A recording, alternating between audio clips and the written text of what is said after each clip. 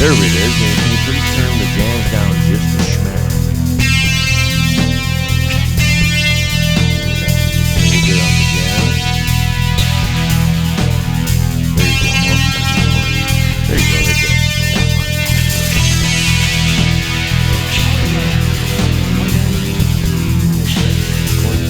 One day, Well, let's check him. Okay. Check what? Cam. Cam? All right.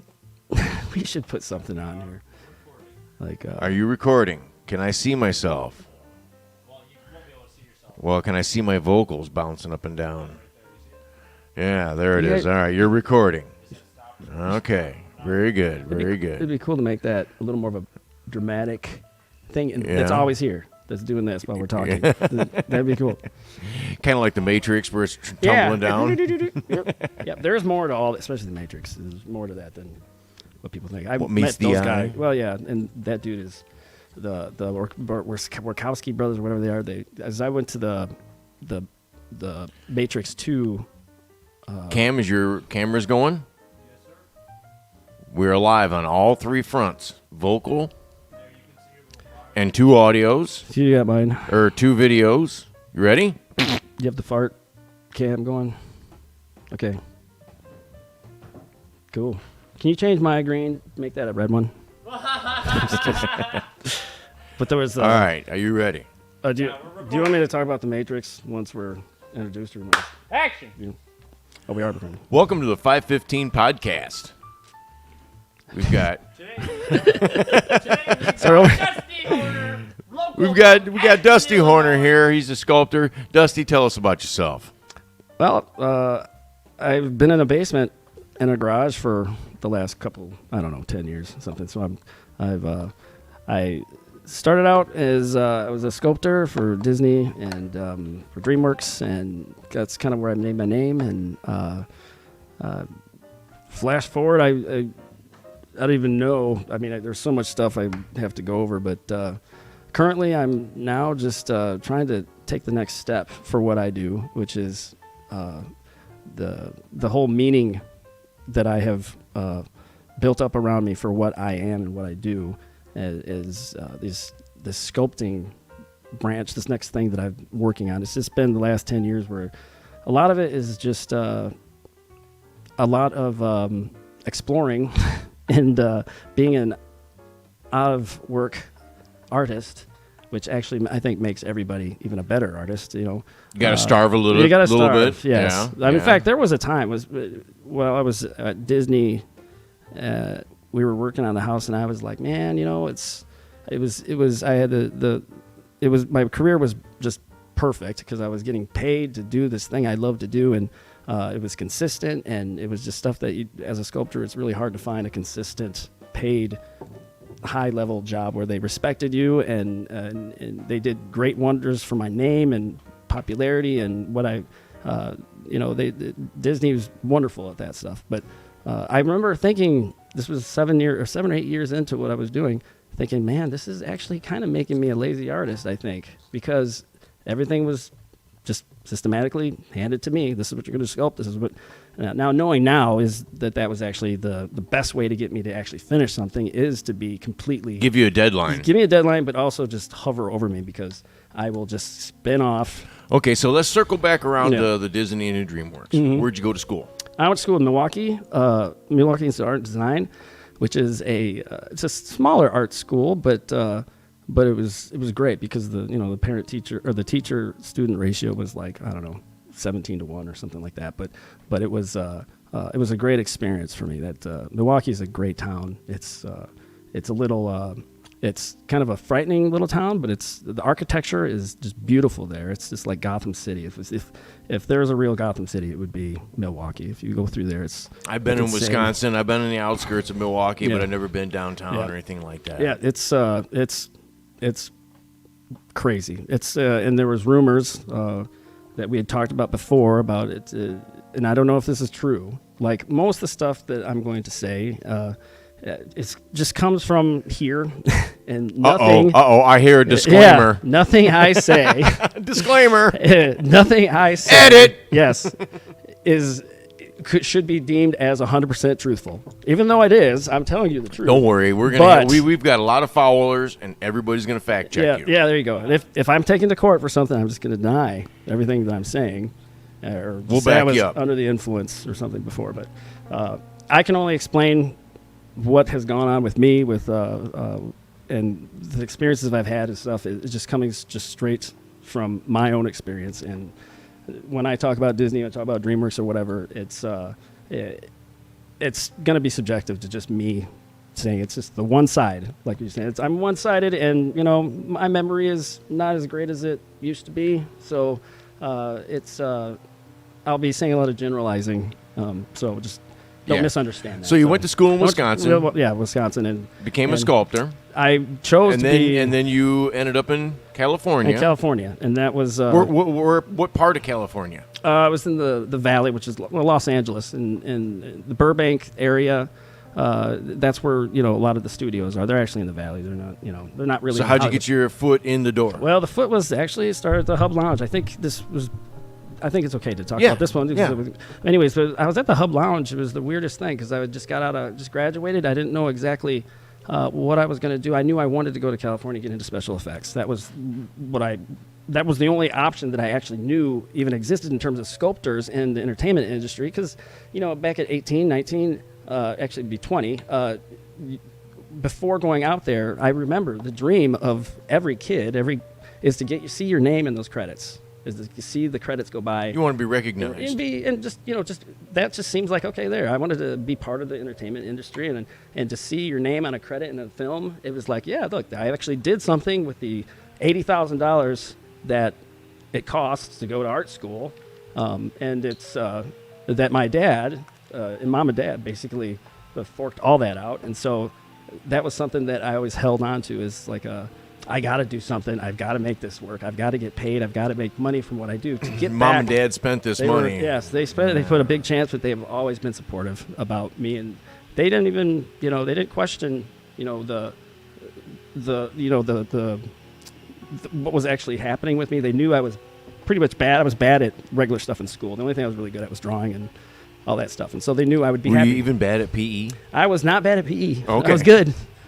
And to this day, I still am good. I'm still good. I got my 4 kids that keep me Very in- active. Yeah, yes. they keep me in shape. I can pretty much eat anything, and I just don't change. This is just the shape that I am.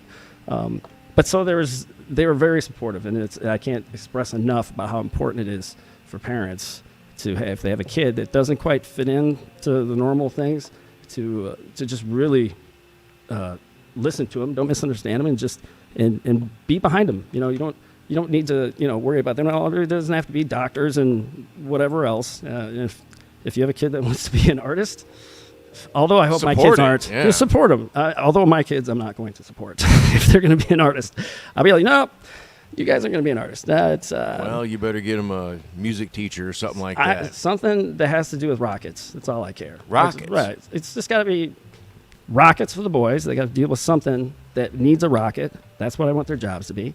And my daughter has to be something with the ocean. That's all. No, it's very easy. There's a lot of when they become adults, that may not work out for you. I know. Yeah. Be prepared. Yeah, I know. So, but it's, How old are your children? They're 16, 14, 12, and 8. Somewhere around there. I don't, I've pretty much dealt with them their entire lives. It's me and the kids. My wife works as a farm assistant, so I was doing all the running and everything else because I would do sculpting work at night, and I always work nights because a lot of artists, they have their creative peaks. My creative peak was always at 2 a.m.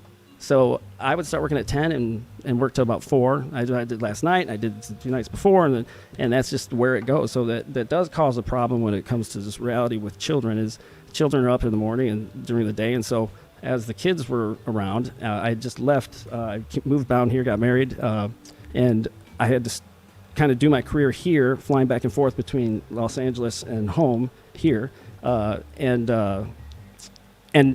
try to manage a sleep schedule. Well, I was terrible at that. You sleep on the airplane? I sleep everywhere, but it's power naps. You got to take power naps, and I've acquired this thing now. One of the things I was dealing with is I hold my breath when I sleep, which is weird because I was always doing real. Is that a sleep apnea thing? It's sleep apnea in a way, but it's mental, and it's I don't know if it's, I don't know how to fix it, but I actually will sit there and I will hold my breath, and up to like, I think a minute and 40 seconds or something like that was when I was in California. I was timed by a girlfriend I had at the time, and she was like, she clocked me. I just go and just hold it in, and after like a minute, I started going this, letting it out, and it's just the most annoying trait to have forever. But I that means I only get about a minute and a half of actual sleep at all, and then so that will then, because you need deep sleep to deal with your subconscious issues that you have. If you don't hit that deep sleep, your brain doesn't have the time to deal with the issues that you don't really realize that you're having. So then that will then turn out, and you will eventually go crazy, which I think I did, which kind of led to this last 10 years of like So is your sculptures very dark they are now, yes, because of lack of sleep? it's lack of sleep, I think, is what all my problems come from. Is but yeah, so I went to Milwaukee and so art design, and I graduated with a degree in figure sculpture, which obviously does not equal money at all. If you have a degree in figure sculpture, that does nothing, and then a second, my minor was illustration, which illustration you can actually get jobs with and whatever, and do logos and everything else. But, Sure. But so I wanted to be a sculptor, a traditional sculptor, but I wanted to get into special effects. So my plan was to get out to California and work in the movie industry. And so, You okay over there? Everything's good. okay, good. It's a little distracting seeing you go back and forth. So much. No, I'm just kidding. So I was at a bar and hub. Yeah. And I was sitting there and I was drinking with all my friends, and Matt Rogers was sitting next to me, and he said, what do you do? And I said, well, I'm going to go out. I'm going to try to get into special effects. And I said, but it's difficult. It's hard being here and not having any connection whatsoever out there of even just getting interviews. So I was trying to get interviews with as many little special effects companies as I could to fill into the week that I was planning on driving out there and just going on interviews, to hopefully have one of them pick me up and say, hey, come out here, we'll give you a job. Sure. That doesn't, apparently, what I learned is that doesn't really happen.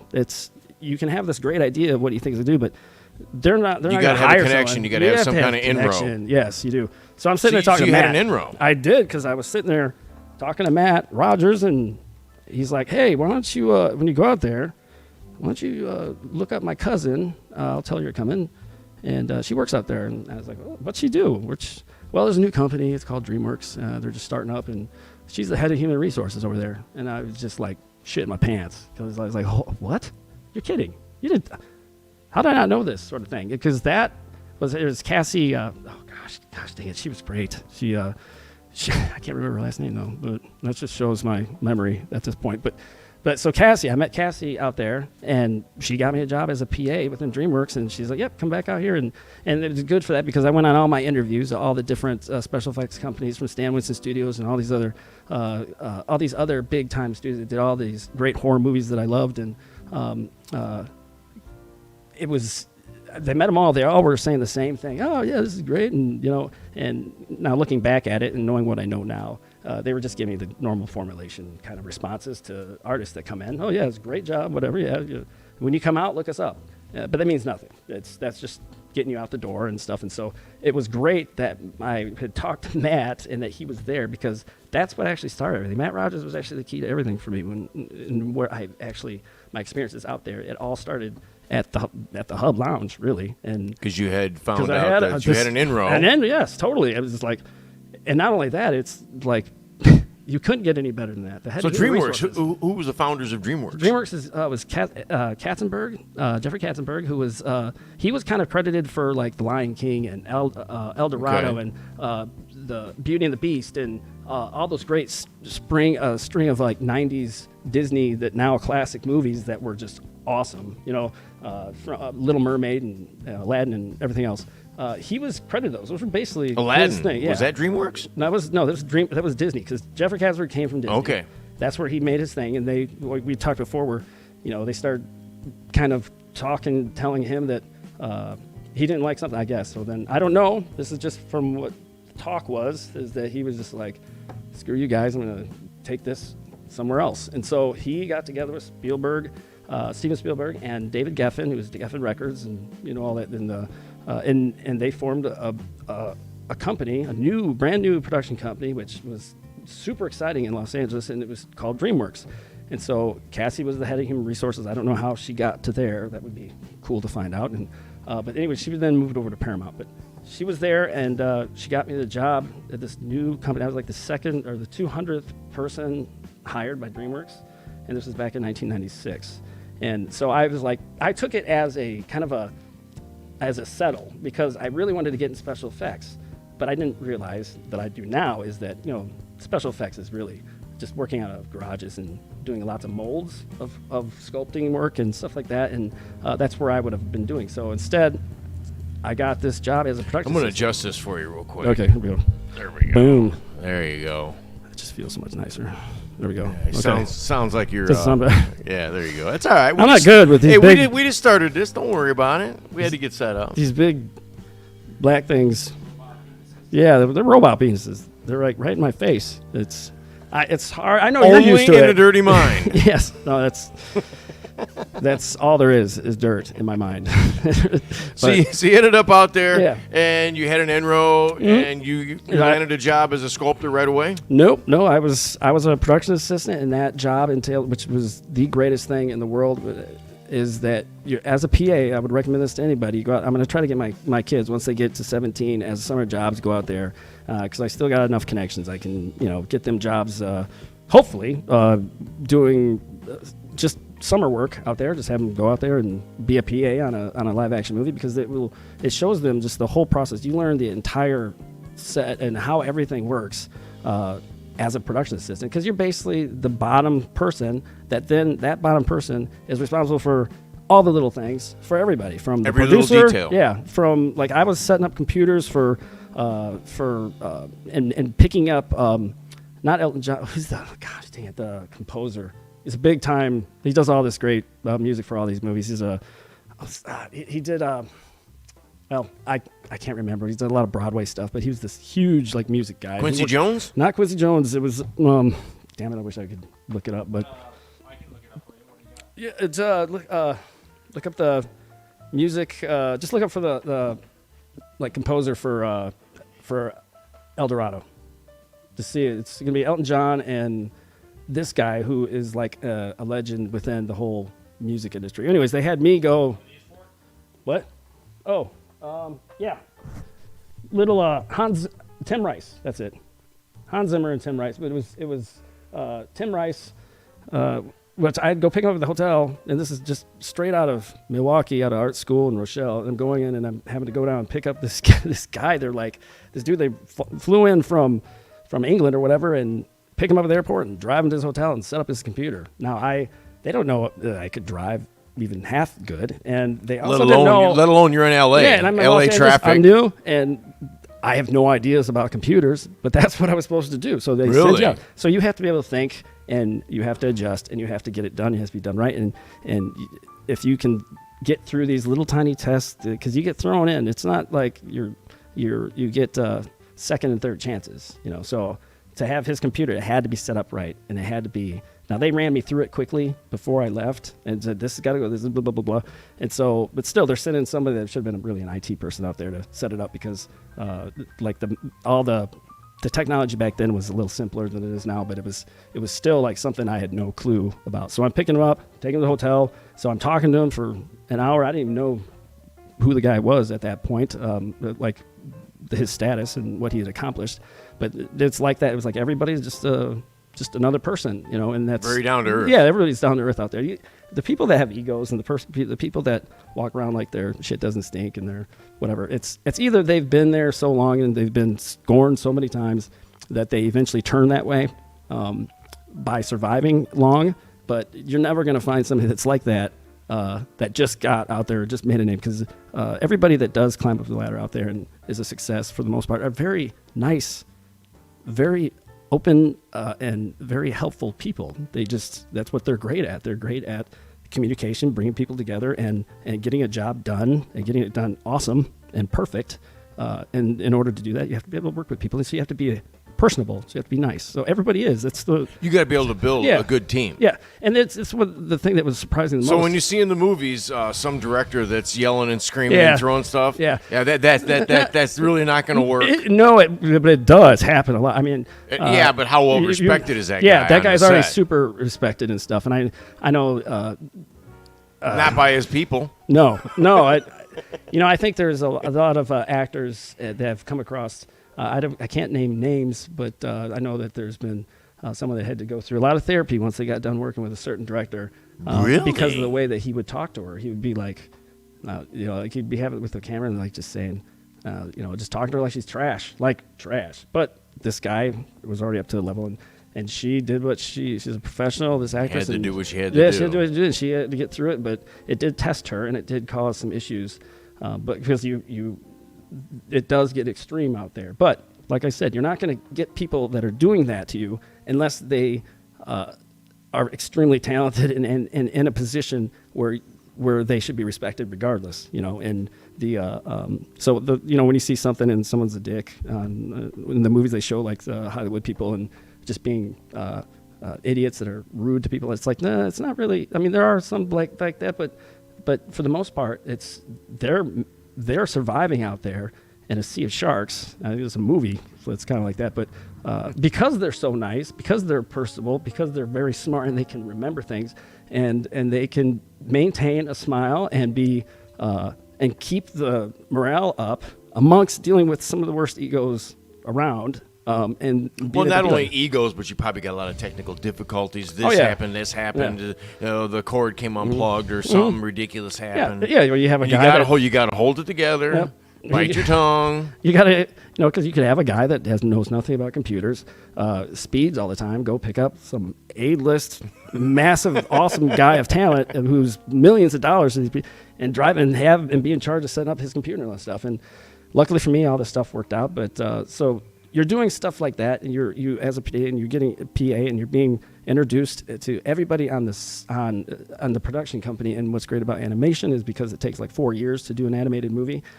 You have a 4-year job for sure, if you're at least because a PA will work there, but you will work up. It's long enough that you can work up from a production assistant to a coordinator to even to a production coordinator actually, and like 3 levels down from a producer, all in one movie. Whereas if you're doing live action, you got like 6 months to be a PA. So you'll never be promoted. You're like PA for 6 months. You're another one for 6 months. And then you get promoted once you get another job because someone that liked you and said, okay, you're worthy to move on. But within animation is great because, like I said, it's a 4-year stint that you can impress people and do stuff and work and stuff and be promoted within the whole production. So you're with the same people. So that's what's great. So being a PA, you learn the entire business. You learn not only that, but that was back when there was no iPhones or anything like that. So you had Thomas guides to get around, like Rand McNally, just booklets of all the streets. So I was daily driving all over LA, and so I got to know that place like the back of my hand. I'd get lost still, but it's but you got to learn where everything is. You got to meet a lot of people. You got to meet a lot of people, a lot of famous and not famous, and we were DreamWorks first was at shared a space with Universal Studios because it had offices with Spielberg and then David Geffen and Steven Spielberg, and they would Spielberg, Geffen, and Katzenberg, and they would got the closest building they could to get close to Amblin, which was Steven Spielberg's building, and so DreamWorks feature animation was on Lancashire Boulevard, shared a parking lot with Universal, which also then shared access to the Universal Park that's right there and stuff, and the studios and stuff. And so it was great because I could go for lunch. We would go on and get a golf cart and just drive right into the Universal Studios and go through like a little fence, and then you're in the Universal City or you're in the Universal Studios and you ride the rides and do all that stuff. And then there's times like you're always walking across or walking next to like somebody you look up and it's like Jim Carrey or just whoever. Cheech Marin, which was I actually loved. When I saw Cheech. did you I was like, talk to him a bunch? Yeah, he did. I saw in the same week I saw Cheech Marin. I saw or met with and was walking next to and realized that okay, it's Jim Carrey, and he was shooting Liar or something like that. But then I saw Cheech Marin the next day or 2 days later, and I was super stoked about that, just because Cheech and Chong was such a Oh, they're huge icons. thing. They're icons. So I was yeah. like, I hey, sent Cam Cheech! home with some Cheech and Chong Oh, movies did just you? the other day. Yeah. Oh my gosh, it's epic. And so Cheech was awesome. I sat there and we talked for a while. He was the nicest guy in the world, and I was like, man, I need you. And I had him sign my hat and do all this other stuff. Now, what movie was he doing at that time? He was the voice for. He was coming in to do voices for one of the animated features there. I think Along Comes Polly or something like with Okay. one of those. But he was awesome. He was awesome. It was, but it was just weird. You know, you come from a small town where where movies are your goal. That's where I always love. That's why I escaped to. How about Quentin Tarantino? Yeah, Quentin Tarantino. I loved all his movies. His movies are just amazing. His movies are great. It's everything Dusk Till about him. Dawn's one of my favorites. Yeah, it's good. What I like about that technically one is that Cheech Marin, speaking of Cheech, yeah. is that he's in there. He's three different people. Cheech, oh my gosh, He's guys, great. he can. Have you seen that one, Cam? From Dusk Till Dawn? Oh my gosh, I'm going to give him some more homework. just the original one. Yeah, that's the belt with the bullet crotch thing with Steve not Ramy, Sex Machine. Savini, whatever. Oh yeah, the Sex Machine. That's right. And that was movie. that was great. And Quentin Tarantino is just one of those guys that is just. There's a lot of people that are like just little geniuses in their little department, in their little area. Whereas if you take them out of that spot, they're probably that's the only way they're going to see their genius to come out. And making movies is all he is. That's what. Then this is just from me talking to other people and just having a general interest. I'm not saying that is what it is. I'm just saying what I heard and how he is. But that's why he's great. He's 100% that. It's like the sculpting work that I ended up doing actually was the most perfect job for me that I don't think I could have done any other job as good as I did that one because of the strange specifics to what my job actually was, which was making sculptures of the characters and helping them develop to where they look great from every angle, working with all these different people and doing all this without using any of my own, putting any of myself into it. You can't, it's like the opposite. So you have to sculpt these things like it was the animator sculpting it. So you have to not have an ego at all. What would they use the sculptures for? If there's animation, why do you need a sculpture? Right. This is how it works. Just pull it towards you. Yeah, you're all good, brother. Don't worry. This is how it works. Lion King is the best way to explain it. Is you have. And you did the sculptures for Lion King? I didn't do Lion King. It's just a scene that everyone will read. What are some of the ones we can see your work? Oh, it's El Dorado, the city of El Dorado, or I don't know what the name exactly is. It just kind of switches. But Spirit, Legend of the Cameron, Sinbad with the Brad Pitt. And then there was Tusker, which didn't make it out the door. I did a big ass sculpture for him, but they start these. I got paid. Yeah, I got paid a lot. There you go. It didn't get out the door from not because of you. No, but that was actually because they flew me from Los Angeles to San Francisco, and I would every week. So because I didn't want to move there, and the job was only going to be like maybe 3 months to come up with the main character, and the big character designers that they had, which is Nicolas Marley and Carlos Grangel and some other ones, but those are the most talented people on earth, those two, and I love them dearly. But they said, we want Dusty to do the sculpture, and so they went and paid, and it was like they paid like $400 for each week to fly, for my one-way ticket. And then I would return whenever, normally on a Thursday, and then fly me back home, and they'd put me up in a hotel that was, I saw the bill, it was like $500 a night for that. So for 4 nights out of the week.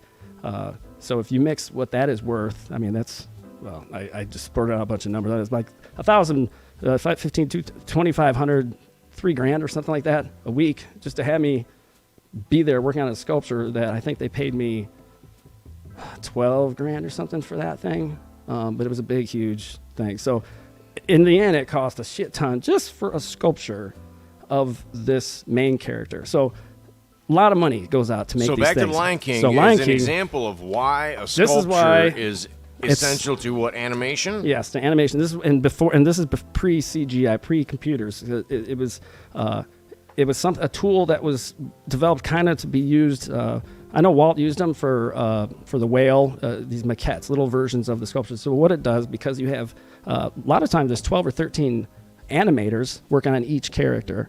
There's a lead animator, and then there's like 5 or 6 cleanup artists working on that same character, and animators. Even the great ones, they come in 2 ways. There are 2 versions. There's the ones that go really fast, and it just looks like a scribble. And so you have these awesome cleanup artists that can read that scribble. It's like a doctor's handwriting and pharmacists can kind of reading it. And they can clean it up perfectly. But then when you really look at that scribble, it's like genius. It's like, holy shit, and it flows real nice. And so you got them. And then you got the real meticulous guys and girls that are just awesome skill level wise, and they will also have the same amount of life. And so anyways, you have all these different people working on one character, and they need to have one uniform measurement tool. And what works is a maquette, a sculpture. So you have a sculpture come in, you work with the lead character designer, you work with the lead animator, you work with the lead cleanup artist, you work with 2 producers, 2 directors, an art director, and then an animation coordinator and stuff that schedules stuff. And you have to take all these people's opinions, and you have to make a sculpture that works from every angle based on their model sheets that they make. And so they'll adjust their model sheets, or mostly it was my job to not have them adjust their model sheets and just make what they draw, even though a side view that they drew of the same character would not, measurement wouldn't work to their front view, because they're not perfect. They're not machines. But I found a way you can actually do that. It's just working on adjusting the planes of the character. So then you have to come up with this character that works all 3 levels. So then, like in Lion King, where the monkey or whatever the hell it is, it lifts up the Mufasa or whatever. Mufasa's his dad. Is it Mufasa's the? Yeah. Okay. So you have Mufasa lifting up. What's the Lion King? Simba. Duh. Yeah. Sorry. He lifts up Simba. Jeez, I don't like these robot weenies. And he lifts up like this, and the camera, when you're watching it, the camera does a swoop and kind of goes around the Simba, and it's like this really great epic thing. You see all the backgrounds and stuff. Well, it's animation. You can't have a camera. There's not a camera doing that. There's a camera taking one shot. Mm-hmm. So they need to draw the movement of the entire character. You need all these like 10 or 11 people drawing the exact same thing. Otherwise, it just wouldn't look right. It'd be like. So they use that sculptor as a centerpiece to pan their cameras around. And they, for the most part, it's their extreme talent and their eye and stuff to be able to do that as well. But it's good to have a sculpture that can help them right off the bat, at especially extreme angles, like looking down or looking straight up at something, to where it could be completely subjective to what the actual character would look like in those positions. Well, now they have something they can just look at it, and then they can see, oh, okay, that forehead sticks out like that, and then all draw. I see. And so it keeps everybody kind of on the same page. Plus, everybody likes them because then they have something that's basically ends up being some memorabilia or a desk ornament that shows, hey, I worked on this character, and so then they give them out at the end, also as gifts, like in the production bags and stuff like that. So some of your sculptures are like in actors or producers' homes. Yeah. Brad Pitt actually made a special request for the for this rock sculpture that I did, which was more it was a struggle for me, because they wanted this was right when computers and stuff were really starting to expand, and they needed these maquettes now suddenly had to be in poses like this instead of like a real nice natural pose. It had to be arms straight out like this, because you had the computer guys, and this was before the computer people were actually trained artists. This is when this was all starting. You had animators that were great creative people, then you had computer guys that were more computer guys trying to technical? do art. Yeah. So then they, in fact, with this rock, they showed me I went in and talked to the CG guy, because they hired me just basically as a consultant for the rock, for those characters, to work with the computer guys, because they couldn't see 3-dimensionally. So they brought me in, and they're like, just work with these guys and see if you can teach them kind of how they're using these model sheets to build them up, because I saw the first version of the character, the rock, which is like a big flying eagle. type thing, and from Sinbad, and it looked like I said, okay, let me see what you got, and he showed up his screen. He said, beep, beep, beep, and it shot up. It looked just like the eagle, the eagle from the Muppets movie. You know that. The eagle, the real stern eagle guy. That's yes. You know, that's what it looked like. And this thing was supposed to be this epic monster. I knew exactly who you're talking about too. I was like, what the hell? And then you realize it's like, well, this is what's happening in the industry. Is everything's quickly moving over to computers, but the computer people are now being the ones that are supposed to be the artists, because it was harder to get the artists to become computer people.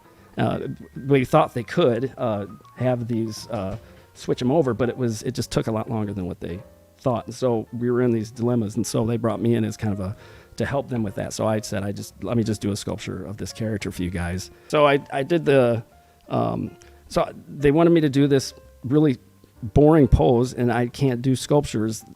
I won't be able to focus on them if I'm not interested in what they look like in terms of the pose. The pose is very important to me, because every sculpture I do, it needs to look like it's going to walk away. It needs to look like it's got life. It's got to be lifelike. Yeah. So I worked with them. I was like, you know what, listen, how about this? How about I come up with a pose to where one side is the wing is straight, one side of the other side, the leg is straight, and the other one is bending, so then they can scan both sides and they can get the ideas and information they need for the computers. It doesn't need to be straight like this. That way the sculpture, because it's going to cost, because it's big, will look like something that you want it to do all the other things the other maquettes do. And they said, all right, well, let's see what you do, see what you come up with. And so I just came up with the pose. And these sculptures are made out of clay. I do a lot of clay, and then I take them to the mold makers in Valencia, California, named Doug Hild, and he's like a genius with, I think he could take a plant, like just a regular plant that you find, and he could cast it, mold it, and produce it into resin, and it would look just like the plant, like with all the little leaves and stuff. He can just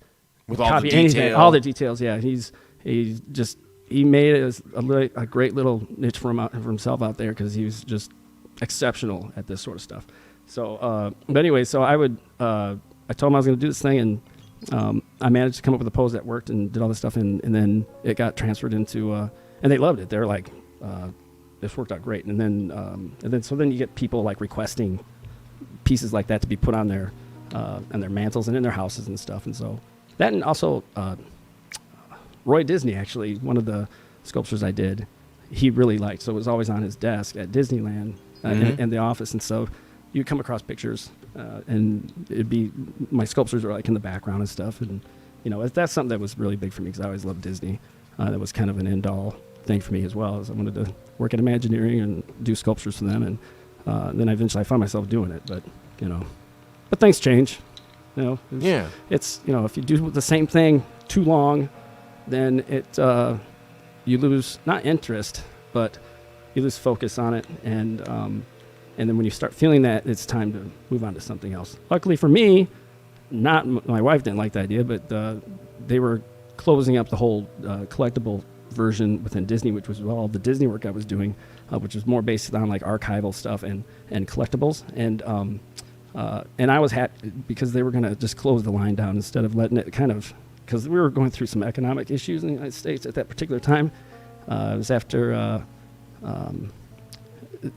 things were getting tight. We were like the financial depression, and people were losing homes, so people were not buying high-end collectibles like they were. Yeah. So Disney was like, you know, Art Classics was the last of the true vertical businesses within Disney. That was all just Disney. So I was actually an actual Disney employee as a sculptor. I wasn't farmed out. You know, I wasn't what do you call it? Whatever you call it. I wasn't hired just to do this. I was an actual Disney employee for those times, because right now it's just their movies and animation. It's all, and the parks and the movies now for Disney are all just, that's it. That's them. Everything else is like farmed out to everything else. Even everything. They just license everything away. So this Art Classics was the last of the movies and then the parks was the last of the big like vertical businesses to go to be a licensee instead. So they closed it down, and I was happy. They call it putting it in the vault, which means it's just like they're done doing it. We stopped while we were on top, and it was perfect because it was like 2 years after I decided that I was just getting kind of lazy, having that kind of structure and making a lot of money. Well, your creativity probably wasn't flowing. No, it wasn't. Your own personal creativity was probably put on the shelf to do what other people needed you to do. Right, and that's the whole part of that job, and that's what makes it difficult, but also what makes it. If you can do that, then that's where your value comes in, because I was able to completely divorce my own kind of opinions on what something should look like and just do what I could. And the creativity did come in with finding all these things. And that's one great thing about working at as a maquette artist is you can find the tiniest little things that are become big, huge issues. It's like, as an artist, the important things aren't the actual important things. The real important things at this level is actually the things that people would consider not to be important, like just little stuff. But if you make those little things and you put as much importance in all the little tiny little things, it actually makes the real stuff even more better. It's like, well, somebody's got to pay attention to detail. Yeah, and if you think about it, I mean, everything's supposed to be relative to what this character is. So even shoelaces and everything else. And so I put so much attention onto everything, because it's not like there's any part of us that's ever like still, and everything's got its own fingerprint sort of thing. And so you put that same amount of energy and attention into the tiny things that people don't normally do. And that's where the key is to making the entire piece have life. It's like, I was just listening to this Pavarotti dude singing some song, some opera last night. And I noticed like his high notes, you would know more about this than me, because I'm just a listener, that's it. But his high notes at this, and in the opera, it just goes up, and it's just epic. But then it's, for some reason, he continues, and he actually brings it down, and it's more of a mid-tone that he ends it with. And it even, for some reason, it even makes it more epic.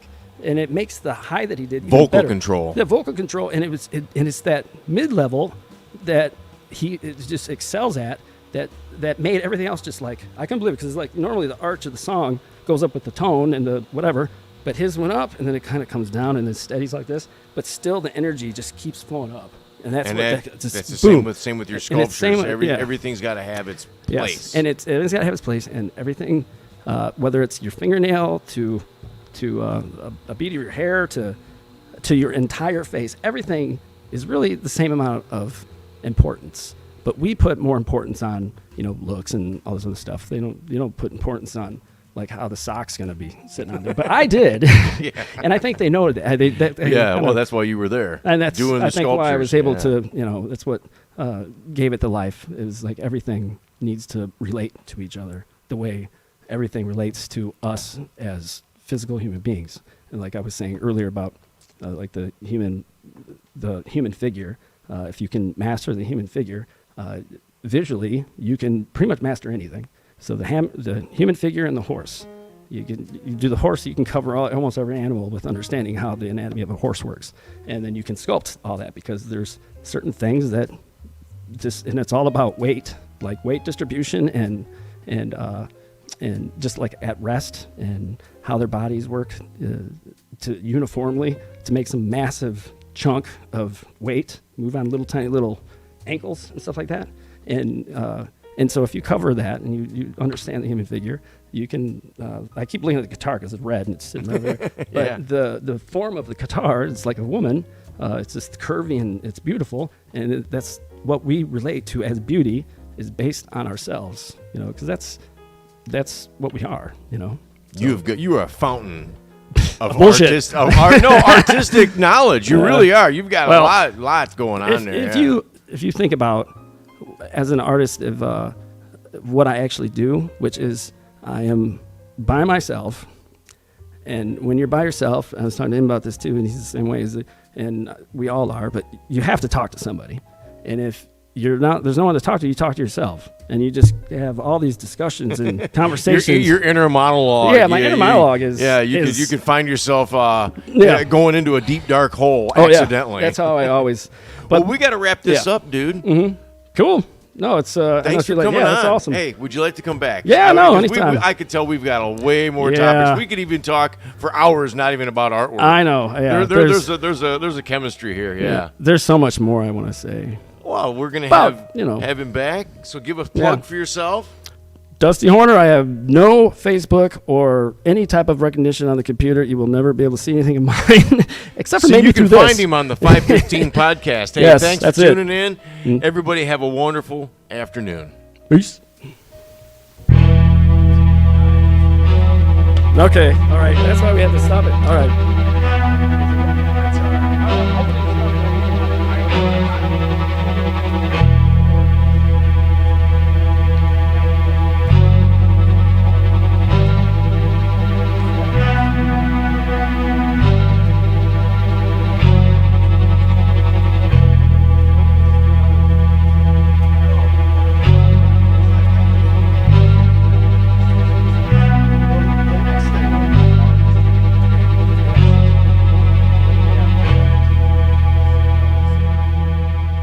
Totally true story. You could even call it the 515 a true story or something. You got to come up with the name of the movie is the 515. Okay, the 515, and then put the 515, and then for the title on the thing, put the 515, a fucking true story. Fucking true story. Because you get their attention, be like, oh, because they they got hundreds to go through every day, and they will pick on the weirdest thing, like it's like I was saying yesterday about having us pick out the certain artists through all the different portfolios and leaving it up to us to pick which ones are great, because it doesn't take a genius to see a genius, so we could get through that. But with scripts and stuff like that, it's like it could be just the simplest thing that helps get that thing on top of the list. Okay, so I got a question for you. Yeah. Now, you did the Kenny Farms Distillery logo. Yes. And you were giving me a short story of how they went and got another company in Chicago, and it didn't work out. No, it didn't work out. Okay. We'll let you get back into that, but here's my question. Yeah. When you created their logo, were you able to see the logos that this other company, this other firm had created so that you could make sure you didn't accidentally copy them? Yes, and that was... Because I imagine Doris and Rick got to keep... Yeah, they did. They got to keep everything. The prints, they just chose not to use them. Yes. And they I still was warning them against using anything that was out of there, and I went out of my way not to get anywhere near what was in that book, because you never know with the contracts and stuff like that. But did you actually see the... I saw it all, all. That's but you were not influenced accidentally, subconsciously, or nothing like that? It wasn't at all what they wanted. It wasn't appealing? No, it wasn't. There was some neat stuff in it, but it wasn't what they were asking for, Can I have a water, too? So it's... Thank you, brother. And also, with these companies and you don't really know... I don't really even know, and they may or may not know, but I was telling them, I was like, when you do a logo, and I said, and this was part of this, wanting to pay him back a favor, and is to, when I do the logo, and I wanted them to have their attorneys write up a document that I can sign saying that they own complete ownership till the end of the universe, to the end of the world, blah, blah, blah, blah. They own everything. I owe nothing, and they are not obligated to pay me anything or whatever, because there's so many things like we were talking about with like Coca-Cola and everything else, and whoever comes up with the design for the logo, they pretty much, they have to pay that person a lot of times, a certain percentage of every time it goes to print, every time, whatever. So then, like, I think if a lot of these companies, I don't know if it was like this with the deal that the Kennys had before with them, is that every time they would print up stuff, they would have to pay. I don't know for them specifically, but in a lot of with graphic design stuff, and you'd have to pay the guy that designed the logo every time you do something with that logo. So I made him come up with really? Yeah, that's what the the nice thing of going through you is that they didn't have this perpetual they didn't have a worry. Money going out to a designer. Yeah, and I told them, I said, write this up, because even if I die 20 years from now, I don't want my kids to say, hey, if that Kenny Distillery does just take off and becomes like a Jack Daniels and stuff, I don't want my offspring to be like, hey, they only paid my dad this, blah, blah, blah. And I don't want that to be an option. I want them to be protected from not only me, but you got to think of everything. You got to think of. That's why you got to put in. I have a contract with a buddy of mine, and we're kind of sharing percentages of projects. And in mine, I put for here to the end of time, anything that is gained financially from this on this planet or within the universe, the known universe, you get this percent, because I want it open it, complete, because there's so many ways that attorneys will just dive in and say, no, that doesn't count. This is okay, this was printed on an airplane, so it wasn't really in any part of the United States. So actually, we can go back and this was out in international waters. Yeah, this is international waters. It doesn't count here. No. This boat wasn't a yacht. Yeah. Because like if you get a patent on something, it's like that patent's just for the United States. It doesn't protect you in China or any other country, and they can make the same exact thing. That's why you get knockoffs of everything that's cheaper. But they don't get a dime if you invent something and they like it. And so how long did it take you to come up with the Kenny Farm Distillery logo with the lady in the barrel and the? Well, it was like I did like maybe 300 drawings for them on the sketchbook. I just was doing all the stuff. They gave me a list of I think 13 or 14, maybe 17, 12 adjectives that they wanted to hit on. So each just words, and that actually helped. Yeah, and that actually helped surprisingly a lot, because it gave me enough of a boundary that I had to stay focused in, that I couldn't just the option of an elephant, jumping out of an airplane with a parachute, all the crazy stuff that does come in here, I could funnel it because it had to hit these things. So it actually kept me, and because if someone said, hey, you do this, you come up with everything and you just do whatever you want. Let's see what it is. I will Doris sit there said and do that you picked out that color on their gin. Yeah, the gin, and then all the stuff. They had me part of everything. In fact, we were just talking about doing an upgrade to the gin, but then also to the back label on the gin, and working with. Now, the what about the rye whiskey? Is going to be the same logo but with a different color background? It's going to be a different. Everything's going to have a different background, so it's going to be color. So when they sit up next to each other. So you're currently working with them off and on all the time. In fact, nice. I have a lot of shit stored in one of their buildings, and I said, as long as my stuff's in this building, I will do everything for free. Okay, so I was only planning on being in there a couple months, but I think it's a shit ton of stuff. It came out of when my uncle died, and so I needed a place to put it. And I said, "Do you have a place I could put it?" And they were totally cool, and they were like, "Yeah, put it in here." I was like, "Okay, awesome." And so I talked to them 2 nights ago. I was like, "Listen, let's use me. Let's get this stuff. Let's work on these things." And I'm gonna be free, but the guy that I work, the computer guy, the technical dude that works with me, is because I'm nothing to do with computers. He charges, and he should. He charges. He does all the photoshopping stuff and everything else, and getting it all into the right files and getting to the printer and stuff. The creative side and the artistic side, that's what I do, and I'm just more than happy just to help them at this point. But I never told them to pay me anything. I said, you just pay me whatever you want. I really. If you go up there, do you at least get a free cocktail? Oh no, they're awesome. Yeah, they actually probably they've taken good care of me in terms of that. And nice. And you gotta kind of take that chance a lot of times with people. And I knew them, and I knew that they would. If I told them how much that I would charge them, for one, I would totally lowball myself. That's just what I do. They would pay me probably more anyways. And so I was just like, what? I'm not gonna worry about it. I don't care if they didn't pay me anything. I said, I'm gonna do this, and I want to do it for them, and I love their ideas and what they're doing. Did you share this with some of your folks out in California? Yeah. Well, I mean, I had it some look of your over. Buddies back over yeah, there. A lot of the people, the creative. Oh, you people actually that I did, had some people look at I it before make you sure, submitted it. Well, yeah. I was like, "Do you think this is a good Rick. idea? Do you think this is good?" Oh, okay. And they're like, "Yes, this is cool." And I was like, "Okay, good." I just needed a second eye to tell me, because you're looking outside at perspective. these things. Yes, you need something like a fresh eye that's not with it.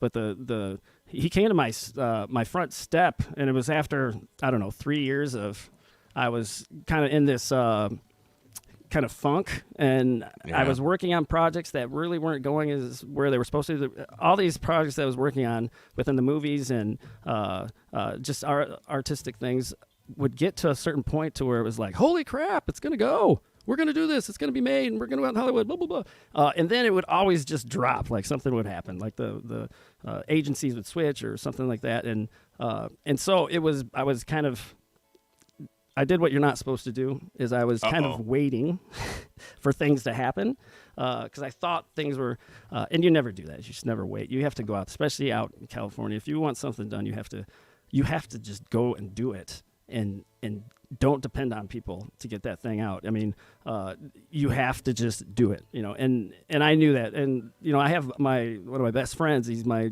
partner, and he's got this project that we've been working together on, and he's taking it so, I mean, it's amazing what this kid has done, and this thing's going to get made. But it's just, there's so many hoops, and there's so many things that can come up that, so I've been on the edge for so long that's like, hey, this is going to happen in 3 months, and it's weird because that 3 months then has turned into like 5 years at this point. And so I was going through this kind of funk. I was getting totally introverted out in my house, and I just wasn't talking to anybody. I haven't, I don't have any type of, I don't know, identity online or anything like that. And because I just don't, for some reason, I had this sense that it's time for me to do this project that I've always wanted to do, which is this certain type of sculpture, that I call like the impossible sculpture, and it's because it really is impossible, but there's a way to do anything. But this, do you know? Well, you've taken 5 years to prove it's yeah, impossible. I know. I took 5 years to prove that you don't wait. That's all I proved. So I did all this time and all this stuff with this sculpture that I was wanting to do.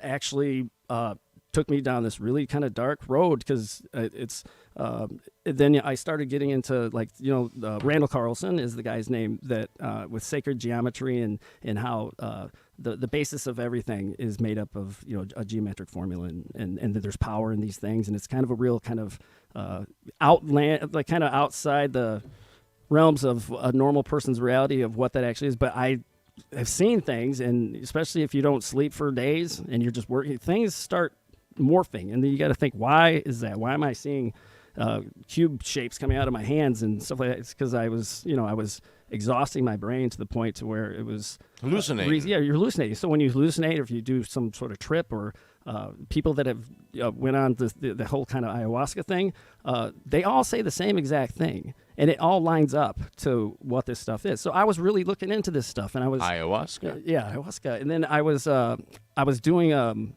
I wasn't sleeping, so this is all part of this before Rick came over to my house, and he kind of like, when he did, it was great timing because I was about getting lost in this dark area. It was kind of a kick in the ass. It was. It was like it was like, okay, a reset to reality. Let's see if I can do something. So but it was, I was starting to, when I would dream, and I'd be awake, and I'd be dreaming, and I'd be doing all this weird stuff, and you start doing what the people would call as astral projecting, all the weird stuff that I was coming home from work, and I'm sitting there, and you just like, you sit up and break this thing, everything's vibrating, and I sit up and I look around, and I'm like staring at myself laying down there. I'm like, what the hell?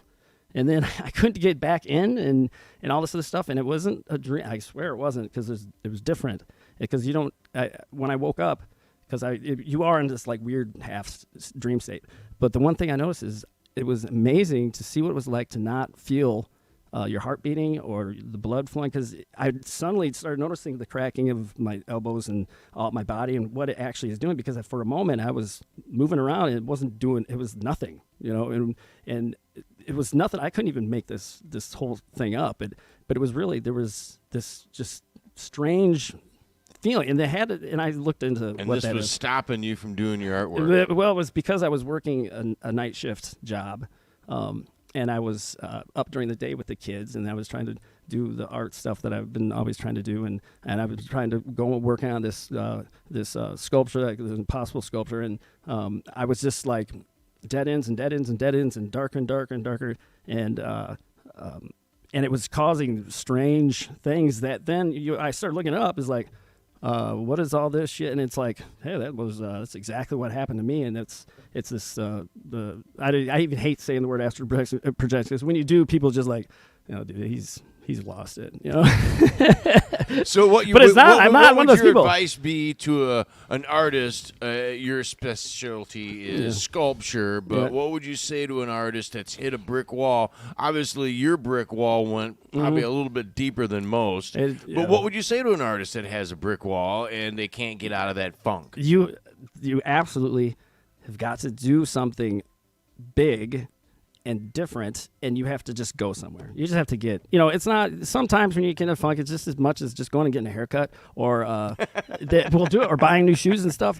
Clipping your toenails, gets you inspired. A haircut or shoes. For some reason, it's those two, a haircut or shoes, and you feel great, But I can understand it because you've changed your appearance. Yeah, it's got, and you feel good when you yeah. change your appearance. So you gotta change. I feel wonderful when Cam gets a shower. Yeah, I know it's much. He's in the barrel today. Oh man! Hope you don't mind, little brother. You're gonna be used now, like in the funniest, worst ways, but that's all right. You might want to start changing your name though. So we're gonna use Cam. I call him Cam Delicious. Oh gosh. Cam Demonium. Cam Demonium. Oh, it came. No, this stupid cheesy ones. Anyways, So you got anything more about the Kenny Farms Distillery? Yes, all right. So I'm in this. Stay on task. I know you got to wrangle me in. It's. I'm trying. But I'm learning. I know it's tough.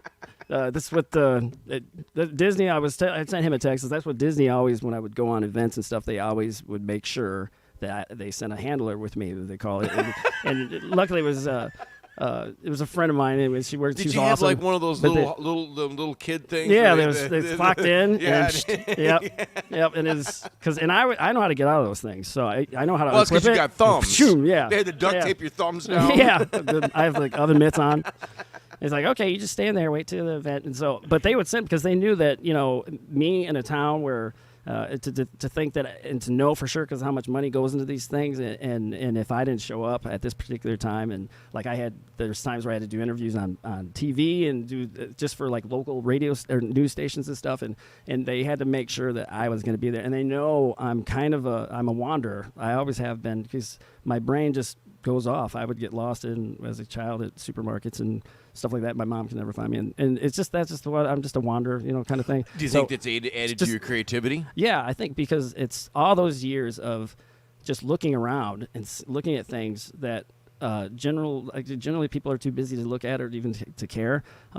That's all I've done. I've just looked at all these different things and that's what's formulated just a kind of a wacky view on things. But they would send this handler and they would make sure that I would show up, and there was only like twice that I almost didn't make it. And I asked, I said, you don't need to send me with someone, I can do it. And they're like, yeah, nah. No, we're sending them. Yeah, it's worth it to us to make sure you're not dead somewhere. So anyway, I'm on my own out in the Midwest. I was out in California forever. I was on my own in Midwest, and it's time to be doing this thing I wanted to do, and it just took me down this really dark road of because I knew it was gonna, but it was and it still is this kind of it's an alternate crazy I guess a reality, because it is in reality, but but you got to start thinking things from different angles, and that's just part of coming up with something that's new. And this sculpture that I've been working on, I just want it to be new and not like anything else that anyone's seen, and I was struggling with it. It was a wall, and I was just depressed and all this other stuff, because I was just coming off being, everybody around knew what I was doing. Everyone still asked me, hey, are you still working at Disney? And it's been 10 years, and I still get that. I got it 2 days ago, and so everyone had these high expectations of where I should be at this point, and I'm actually down here. But for now, at that point, and then so I'm at the house, and I'm just like on the couch, and I'm just laying there, and I'm trying to think all these things through, and I see Rick Kenny, and I hadn't seen him in years, and he was on my doorstep, and I'm like, what? Because he's an old farm traditional guy. He's like farm work. You want to do something, you go out and do it. And it's hardcore. It's like you don't screw around. You go out and do it yourself. And that's what he showed up at my doorstep, which no one ever does. And I have to. Obviously knew where you lived. Yeah, he knew where I lived, and I didn't know that he knew that. And because I hadn't seen him or like interacted with him for probably since they bought that thing at the auction like 10 years before that, or 15 years before that. And so I remember I saw him. I'm like, I couldn't even remember I couldn't remember his name either. I knew it was a Kenny. I didn't remember Rick. And so I'm terrible with names. So he knocks on the door, and he opens up and says, hey, I want to talk to you. And I was like, all right, hey, what's up? And I was like, holy crap. I was thinking in my mind, whatever he's going to ask me to do, I'm going to do it because I owe it to that guy, because I was just very appreciative. I was like, this would be the time. I'm not in the right mental space to do this, whatever it's going to be.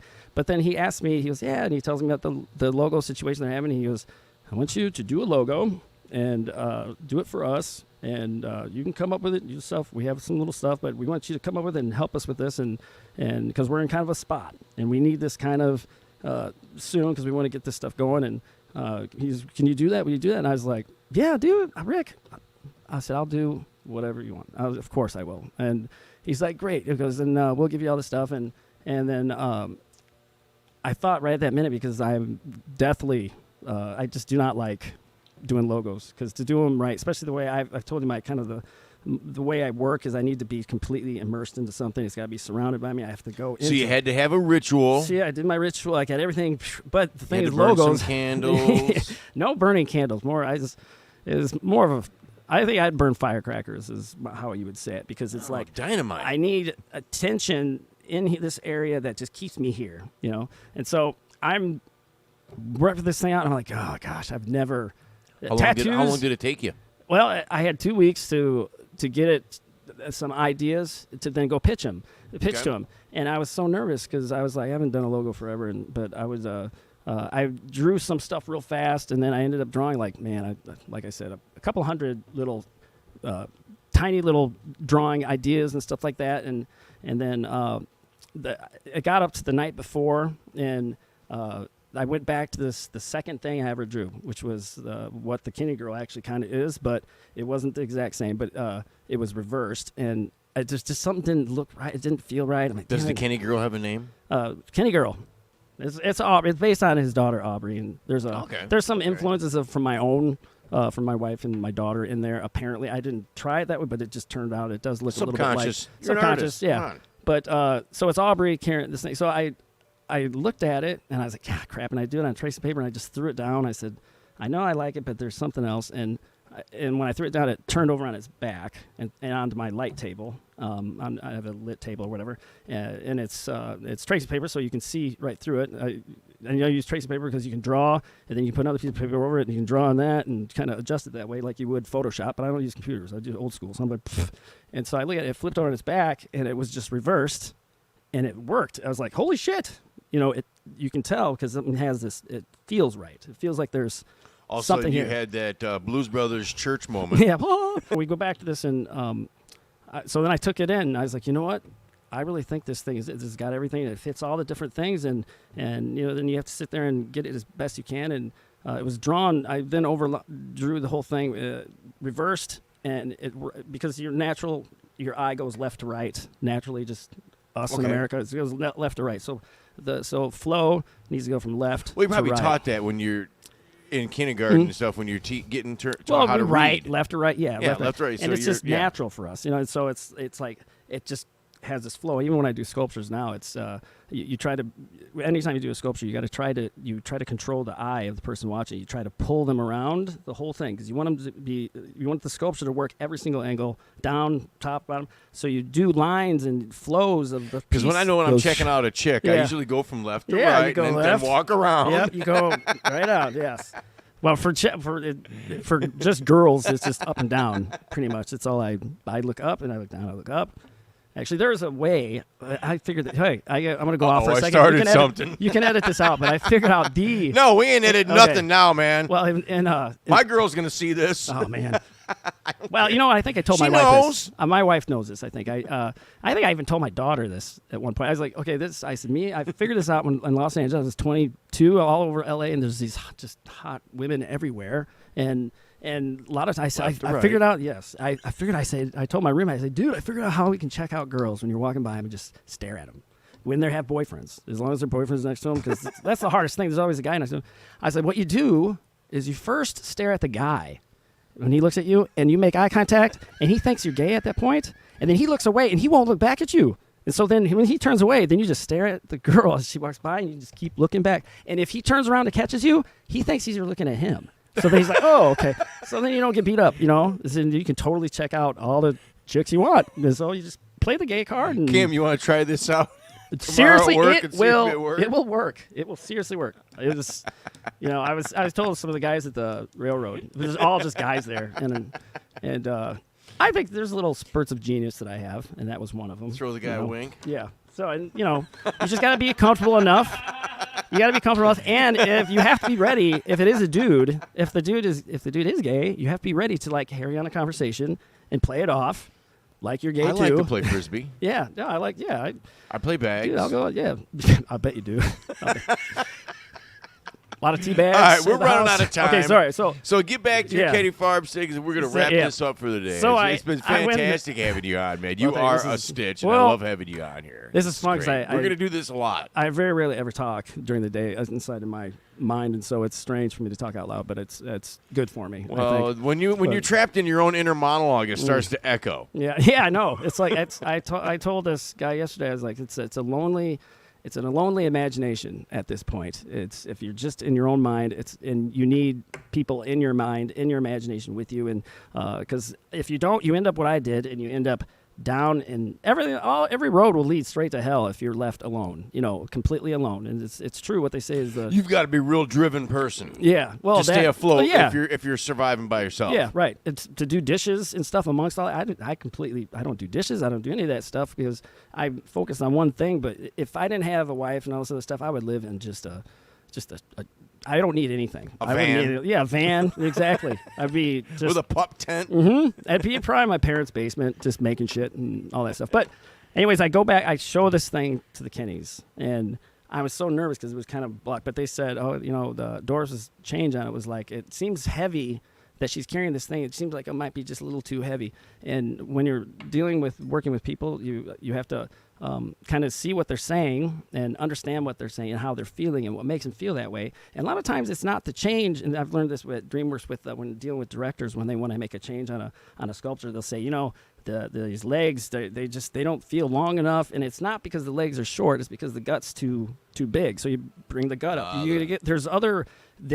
People will say stuff, and I've made so many changes to what they want me to change, and I realize, wait, they don't want me to actually change what they're telling me to change. They're telling me to change something because they want what they're saying to be right. They want the legs to feel long. So what other things? There's so many sculptures that I've worked on where I would work for days because the nose was just not right, and then you realize it's not the nose.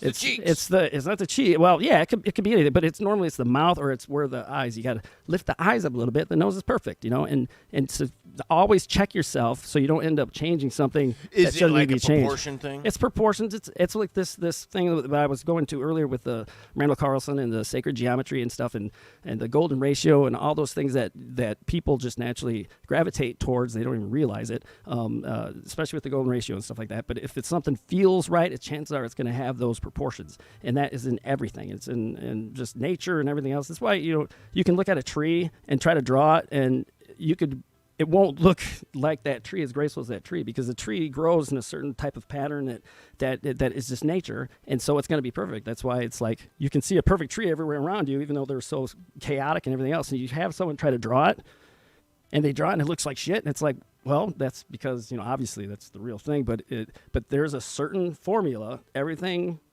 stays to that makes it attractive to what we see as attractive. So as I was looking into all that stuff, that's when he came in and helped me kind of break out of that and get a little more sociable, but I needed something that was going to work out for me, and so that did. So then Doris said this so she said that she thought that the barrel was too heavy to be on her shoulders. Well, I went back and said, okay, and we wrote down all these different ideas, what she could be carrying and stuff, and I went home and I was like, 9 times out of 10, she's saying it's heavy because I drew it that it looks like it's heavy. So it does look like she's carrying, but it's supposed to have the illusion of it's got liquid in it. Right. Well, but what the original drawing that I did, because I was just blocking stuff in, it was real heavy lines and stuff. And so what I did, I redrew it using really light lines and really and took out a lot of the detail and just and balanced it right to how it would be. And they showed it to them again, and they just flipped. Illusion. They're like, "It's perfect." I said, "Yeah, I sensed that it was too heavy because not from what it was, but because of the way I presented it and the way I showed it. Sure. And I just drew it lighter feeling, or just lighter lines and stuff. And it's all mental, it's all emotional, and that's part of, especially with logos, you got to think of everything. It's just like what I say with sculptures. It's everything. It just takes one tiny thing to throw it off. And that's why I say if you can't do something, it's either you do it right in terms of art. It's if I can't get it right, it's the noose. You got to go out and the Kenny logo. Like I was in my shed 4 times, and I was like looking at a rope that I had already hanging, and I was like, if I can't fucking draw a logo, I'm not gonna be able to do anything. I'm supposed to be doing this stuff with movies and all this other stuff. I'm a sculptor. I work at Disney and all this stuff, and I can't do a fucking logo. And I was like, this was back when I was trying to figure out exactly what the thing was going to be. I was like, this is, what the fuck? I'm worthless. So about 3 years ago, 2 years ago? Yeah, it's 2.5 years ago or something. So luckily I went back in, and weird shit would happen and all this other stuff it always has around me. And I just stuck with it. So went down there and I redid this thing, and then it turned out, and I looked at it and I was like, oh man, this is actually right. It's right. It's either got to be right or it's wrong. And nothing can be, it's okay. And it turned out to be spot on. And it turned out, yeah. And it was the inspiration to get you out of your in funk. fact, when Rick, yeah, and that's the thing. It helped me more than I helped them, because it was to finally do something that actually worked out after, years of just being left up to myself and not actually having the type of uplifting thing that you normally get with human beings when you do things for people, like when I was at Disney or at DreamWorks and stuff, and you get it works. Words don't really matter, but they do help, when people say nice things about what you've done, but you can't depend on it. But at that particular point, I needed something to actually worked out, and it did, and it dropped me, it just kind of spear bolted me back into being aggressive into my own ideas, and to just keep working towards it. And then I can't wait to see some of your work. Oh, the sculpture. I've been videotaping the whole process, and the point how it looked like crap, and I've like all this stuff of me actually working on it and stuff, and because I'm trying to come up with a new type of art, new type of sculpting style with this, and it has a lot to do with the geometric construction, geometric deconstruction of what you want to do. So it's a little bit of the sacred geometry stuff, and just mixing stuff in there. And I find that it's this one piece that I did. I showed it to Cam and stuff, but where I put it all in there and everything's measured out, and it's weird how even every face, everything just lines up perfectly. And you could do, it's not cubism, but it's almost the reverse. But it's also, yeah, it's this is what I call it impossible sculpture, because it's got similarities to things, and it's the same as something, but it's also completely different.